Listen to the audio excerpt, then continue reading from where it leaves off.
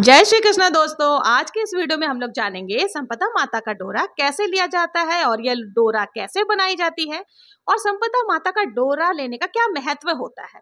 तो संपदा माता का डोरा लेने से घर में धन संपदा की कभी कमी नहीं आती है और ये होली की बची हुई पूजन सामग्री से ही ली जाती है। और संपदा माता का डोरा होलिका दहन के दूसरे दिन धुलंडी वाले दिन सुबह से लेकर शाम के बीच आप कभी भी ले सकते हैं। डोरा लेने के लिए आपको क्या क्या सामग्री चाहिए? 1 लोटा जल, कच्चा सूत और हल्दी की गांठ। होलिका दहन के दिन ही हम लोग झल दिखा करके कच्चा सूत और हल्दी की गांठ को ले आते हैं और हल्दी की गांठ को रात को ही आपको भिगो देनी है और आपको पीलिया ओढ़नी जरूर से रख लेनी है। अगर ओढ़नी नहीं है तो शादी का चूनर भी आप ले सकते हैं। और फिर आप थाली में अगर ले रहे हैं तो थाली में आपको स्वास्तिक बना लेनी है, शुभ लाभ कर लेना है और उसके बाद उसको आप हल्दी, रोली और मेहंदी से टिक्की लगाएं। टिक्की लगाने के बाद अक्षत जरूर डालें, अक्षत टूटी हुई नहीं होनी चाहिए। गणेश जी को आप स्थापित करें, गणेश जी को भी टिक्की लगाएं हल्दी मेहंदी से। और फिर आप खुद को भी तिलक लगाएं। तिलक लगाने के बाद जो लोटा आपने जल भर करके रखा है उस पर भी आपको टिक्की लगा देनी है हल्दी, मेहंदी और रोली से।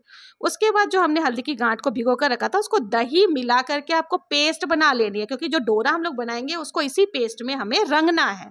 तो बहुत ही इजीली पेस्ट बन जाता है। आप सिलबट्टे पर भी पीस सकते हैं और नहीं तो मैं यहाँ एक पत्थर पर पीस रही हूँ। इसको पीसने के बाद हमें डोरा बनानी है। अब डोरा हम अगर कोई आपके साथ है हेल्प कराने के लिए तो उसकी सहायता से बना सकते हैं, नहीं तो आप लोटे की सहायता से डोरा बना सकते हैं। डोरा आपको कितनी संख्या में बनानी है? गांठें जो डोरा में लगेंगे वो विषम संख्या में होनी चाहिए, 11, 13 या 15। अगर आपकी सास है तो उनकी 17 या 15 गांठों वाली होनी चाहिए। अगर आपकी जेठानी है तो आप 17 या 15 कर सकते हैं और अगर आप घर की छोटी बहू है तो आपको 11 या 13 गांठें लगानी है। उसके बाद आप एक पाटा ले लें। पाटा पर आपको 10 घर की छींटे लगा करके आपको 10 घर में टीका लगाना है। किससे टिक्की लगानी है? हल्दी, मेहंदी और रोली से। उसके बाद जो हमने डोरा बनाया था उसको उसी पेस्ट में रंग लेना है।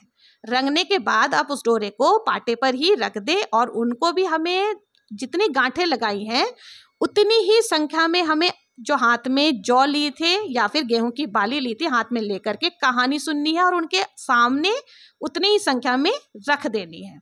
उसके बाद आप कहानी सुनने के पश्चात, कहानी आपको मेरे डिस्क्रिप्शन बॉक्स में मिल जाएंगी संपदा माता की, आप चाहे तो वहां से कहानी सुन सकते हैं।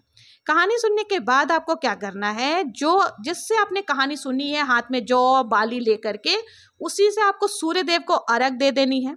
अर्घ देने के बाद आपको क्या करना है कि जो हमने गांठों के सामने जौ या गेहूं की बलियां रखी थी उसको सूखने के बाद इकट्ठा करके रख लेना है। जब ये पूरा सूख जाए उसको इकट्ठा करके रख ले। जब बैसाख के महीने में जब आप डोरा उतारेंगे तब ये आपके काम आएंगे।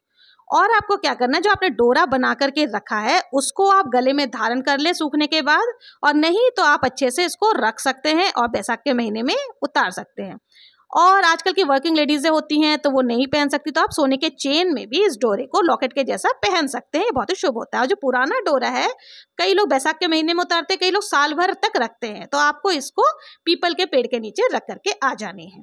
और जिस अक्षत या फिर आपने गेहूं की बलियां लेकर कहानी सुनी थी उससे आपको सूर्यदेव को अर्घ दे देना है। अर्घ देने के बाद आप संपदा माता से क्षमा याचना जरूर करें कि जो भी भूल चूक हुई हो पूजा में उसके लिए आप क्षमा करें।